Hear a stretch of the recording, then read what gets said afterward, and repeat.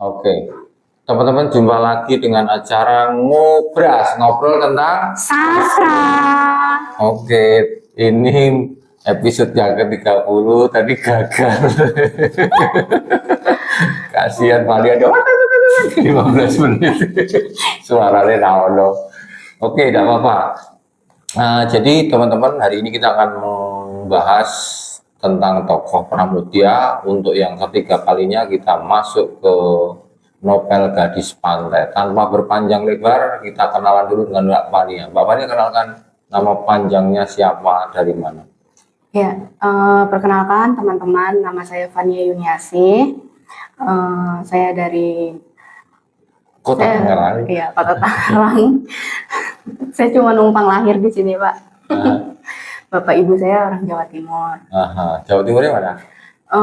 Bapak saya Surabaya, ibu saya di Mojokerto. Oke, SD, SMP, SMA. SD saya di SDN Pinang 3 di Kota Tangerang. Saya SMP di SMPN 10 Kota Tangerang.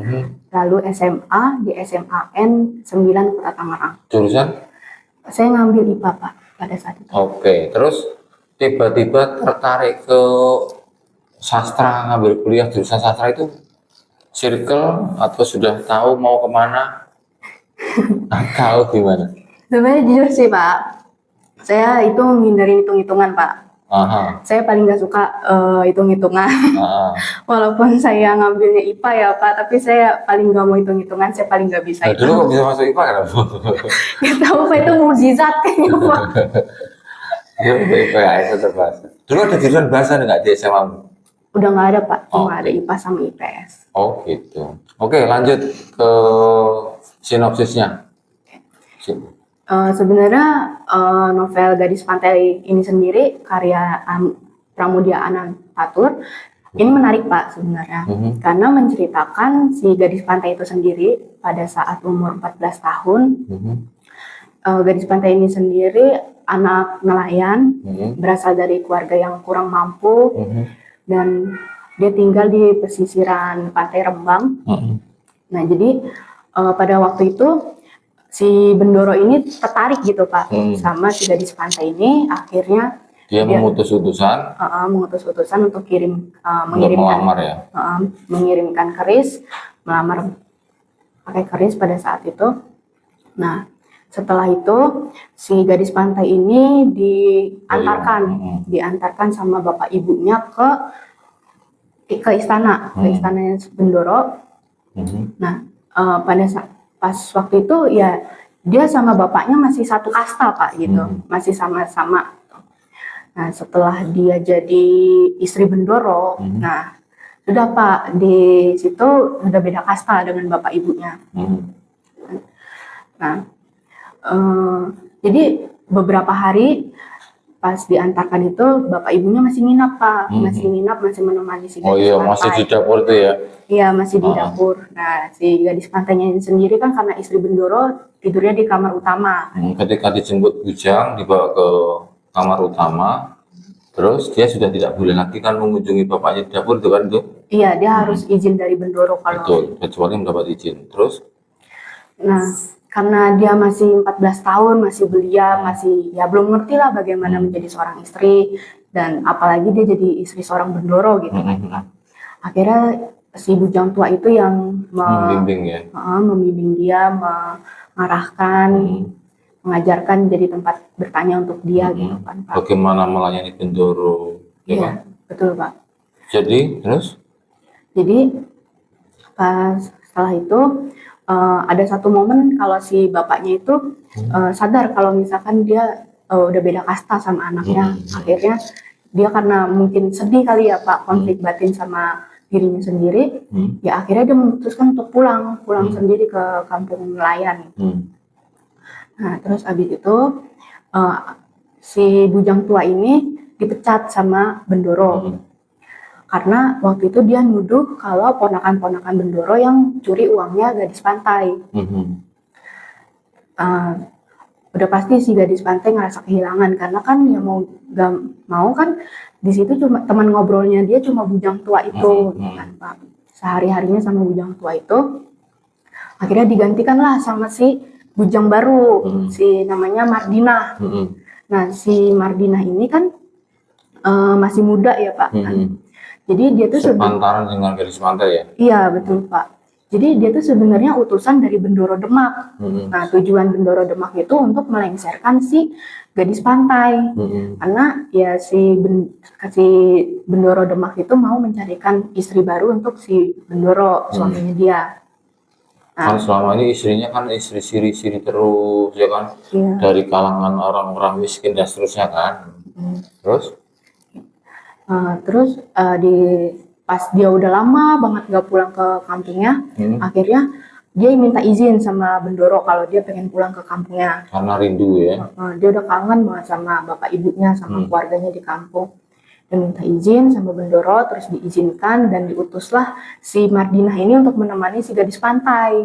Karena kan jatuhnya nggak elok ya Pak kalau misalkan si gadis pantai ini pulang ke kampungnya sendirian gitu. Apalagi dia istrinya si Bendoro. Nah ternyata pas sampai di kampung itu si Mardinah itu nggak betah di kampung gadis pantai karena ya di pinggir pantai kan nggak ada listrik dan mandi seadanya, airnya kotor. Ya, nah karena itu disuruhlah pulang si Mardinah oleh gadis pantai. Bersama Sais Kuda tadi kan? Akhirnya pulanglah mereka. Terus tiba-tiba ada kejadian kalau ada mata-mata di kampung nelayan. Nah ternyata mata-matanya itu si Mardikun, abangnya si Mardinah. Jadi si Mardikun ini pas ketahuan dia ketangkep terus dibunuh, tenggelam di tengah laut. Ada penduduk itu ya? Betul Pak. Nah udah selesai dari kejadian itu, tiba-tiba si Mardinah kembali lagi ke kampung nelayan, bawa pengawal-pengawalnya. Jadi tujuannya si Mardinah itu mau jemput paksa si gadis pantai. Nah di situ ada perdebatan juga Pak, karena kan ya bingung juga kenapa si gadis pantai harus dijemput paksa gitu. Padahal kan dia lagi pulang ke kampungnya, ketemu orang tuanya, kenapa harus dipaksa-paksa pulang gitu.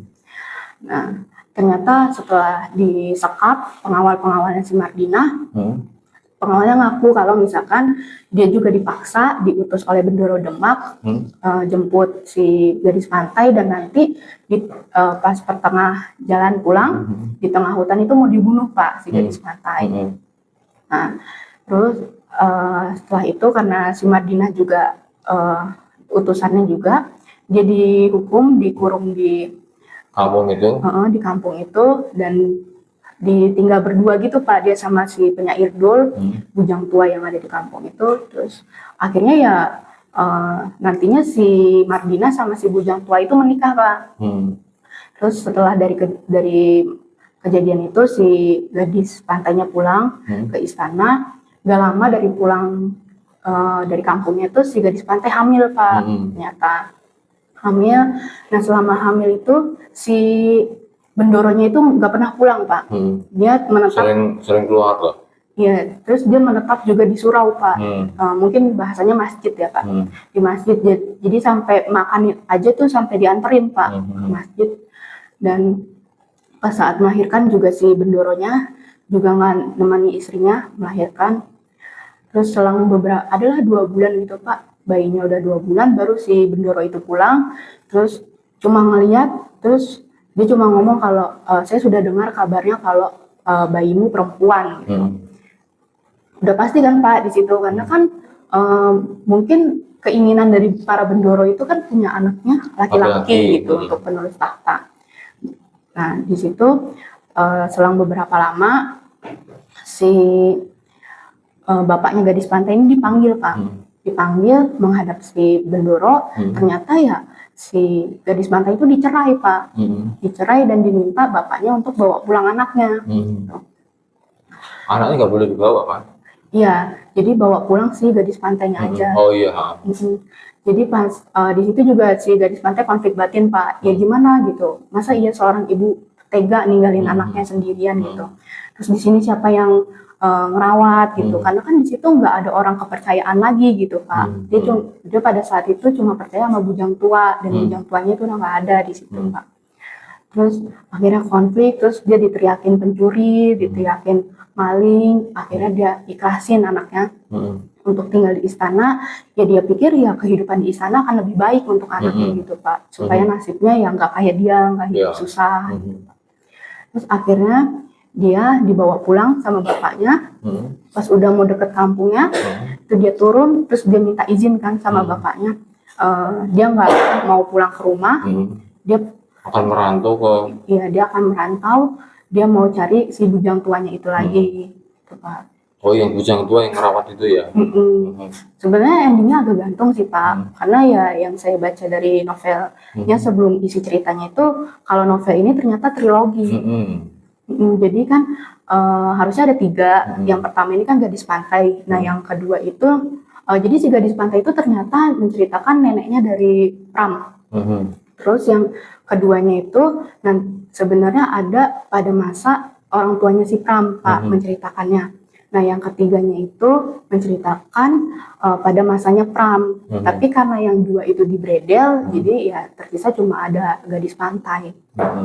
Jadi teman-teman yang di luar sana ya, pada zaman pemerintahan Orde Baru, novel-novel Pram itu banyak yang dibakar, disita, terus dibakar tanpa melalui proses pengadilan. Salah satunya ya novel kedua dan ketiga Gadis Pantai.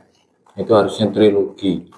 Nah, teman-teman belajar dari kasus pembacaan novel Gadis Pantai ini sebenarnya untuk kaum perempuan sungguh-sungguh ya disyukuri bahwa pada saat ini kalian tuh diberi kebebasan untuk berkembang, karir kalian boleh sejajar dengan laki-laki, kalian menikah, sekarang sudah statusnya jelas. Zaman Gadis Pantai itu nikahnya masih nikah siri, kemudian dilamar pun tidak selayaknya sebagai manusia.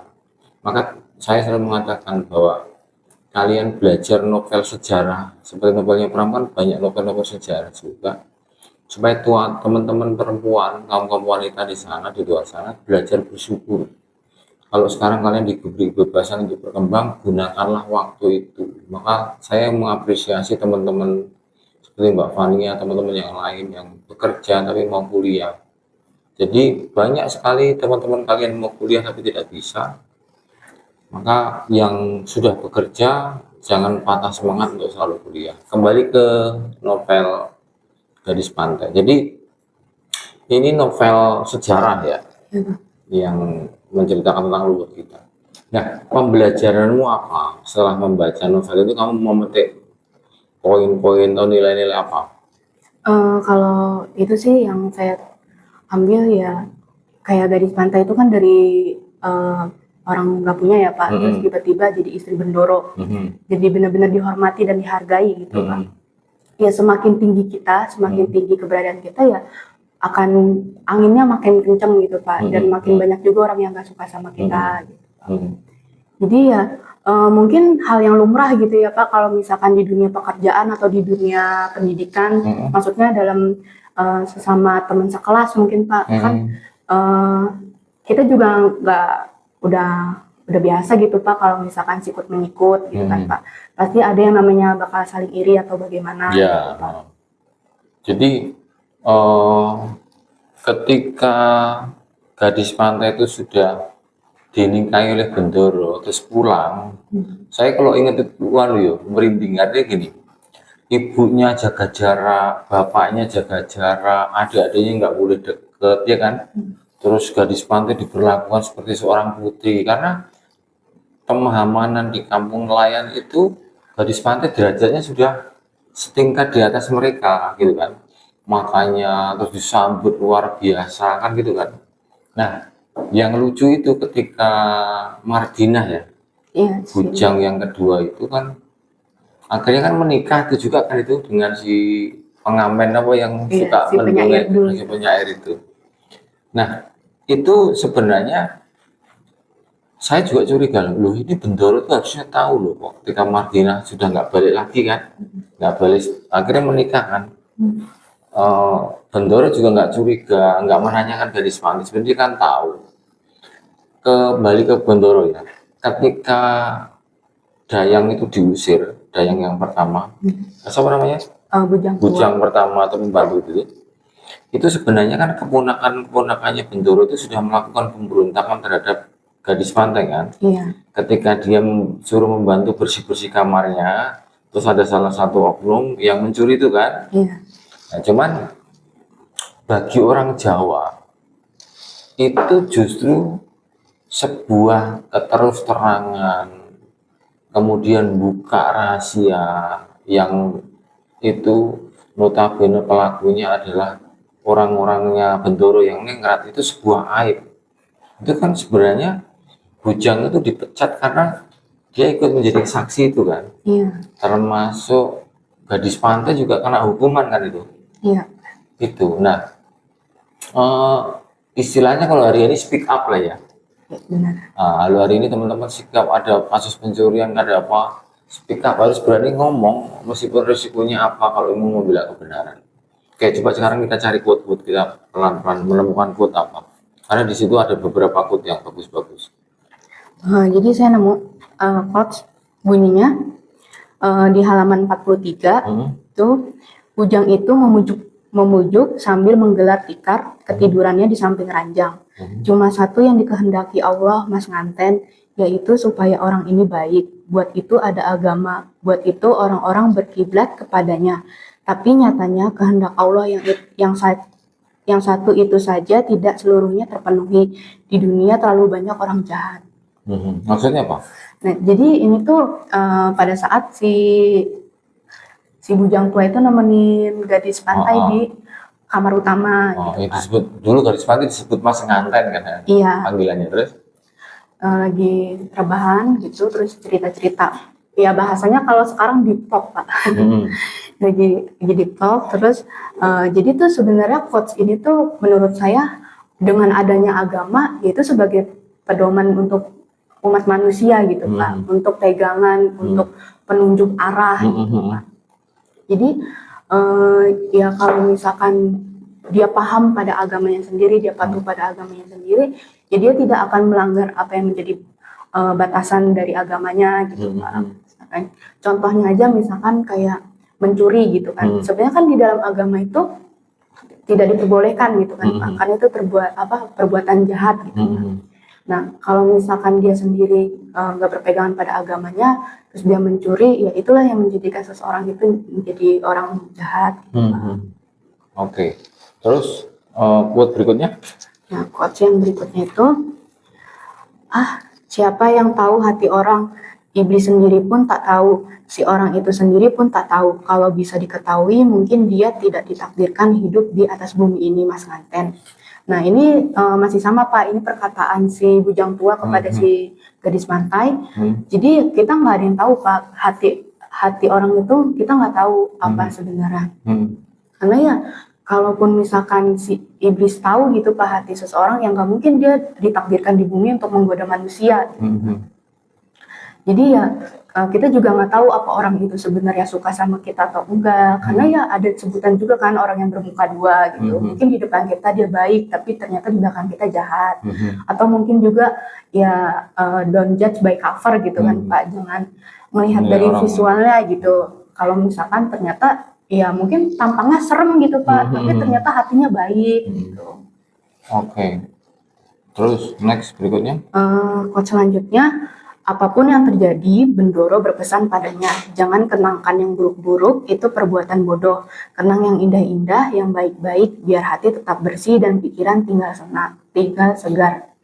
Jadi ini tuh pesan Bendoro kepada si gadis pantai ketika Bendoro mau pergi keluar kota gitu Pak. Jadi supaya hatinya gadis pantai itu tenang gitu kan. Si Bendoro itu kasih pesan kalau ya kita tuh harus ingat yang baik-baik, jangan ingat yang buruk-buruk gitu. Kalau misalkan kita ingat yang baik-baik kan ya itu supaya kita juga bahagia Pak. Gitu. Iya, setuju saya. Jadi jangan mengenang yang buruk-buruk, tapi kenanglah yang bagus-bagus.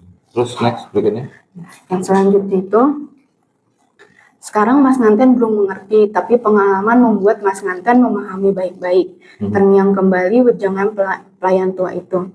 Nah ini juga masih sama Pak, si Mas Nganten itu atau si gadis pantai ingat sama pesannya si Bujang tua itu kalau Misalkan ya sekarang dia belum ngerti gitu Pak, karena ya mungkin di usia dia masih belia, dia belum cukup punya pengalaman gitu. Nanti dia bakal ngerti setelah dia punya banyak pengalaman.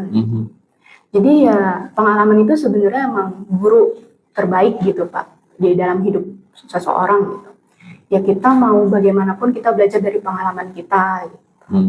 Jadi teman-teman di novel Gadis Pantai ini posisi bujang itu seperti kayak pembantu. Kalau dalam mitologi Jawa itu kayak Semar yang mendampingi para punakawan. Nah, konteks di Gadis Pantai ini bujang ini saya sebenarnya pembantu, tapi dia menasihati, menuntun, tidak hanya cara berpakaian, cara merawat, tapi juga tentang makna-makna dan filosofi hidup. Bagaimana harus nanti menghadapi, karena dia tahu bahwa mas nganten sebelumnya itu juga diperlakukan oleh Bendoro seperti itu. Begitu menikahi seorang gadis, punya anak diusir, menikahi gadis punya anak terus begitu.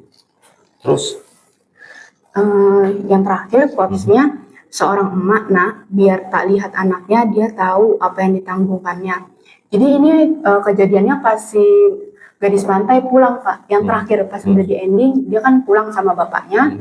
Nah pas di jalan pulang itu dia gelisah Pak sebenarnya, dia bingung gimana ya gitu ngasih tahu ke emaknya apa yang terjadi. Gitu. Ya waktu dia setelah diusir oleh Bendoro ya? Iya, karena kan ya gimana Pak, anak perempuannya gitu kan diusir, diceraikan gitu kan, terus anaknya nggak boleh dibawa gitu kan Pak. Dia bingung gitu Pak, gimana ya ngasih tahu emak saya gitu kan.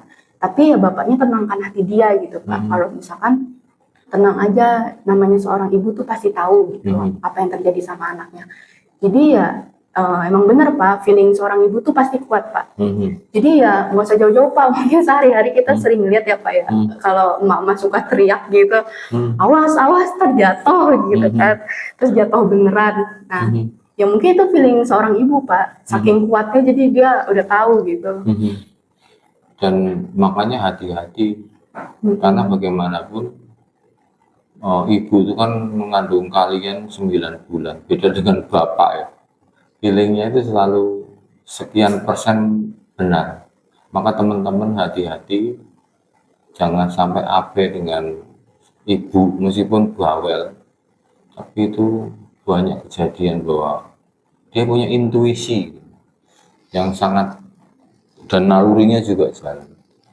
Oke, apa ya istilahnya, berkesan sekali sebenarnya kalau baca novel namanya Pra. Memang ada beberapa teman-teman yang generasi kalian tuh kok kayaknya berat gitu bahasanya ya gitu, tapi kalau diulang enak kok sebenarnya. Itu banyak pembelajaran. Wah ternyata kisah-kisah zaman dulu seperti itu. Oke, sekarang skripsi. Iya, alhamdulillah udah bab 4 sih Pak. Mudah-mudahan lulus cepat sudah. Coba sekarang kita closing statement, berikan motivasi kepada adik-adik yang kuliah di semester awal supaya tetap kuliah dengan sukacita, bekerja dengan sukacita, membaca dengan sukacita, supaya happy. Ya sebenarnya ya tadi juga udah ini kan Pak, sempat disinggung di quotes kalau mikirin yang baik-baik aja gitu kan. Betul. Jangan mikirin yang jelek-jelek gitu, jangan mikirin masa lalu yang udah gagal gitu. Percaya aja kalau misalkan suatu hari nanti akan lebih baik gitu Pak. Kalau misalkan untuk buat baca, saya sendiri jujur ya kalau saya baca agak berat emang. Tapi kalau nonton lancar Pak. Berjam-jam.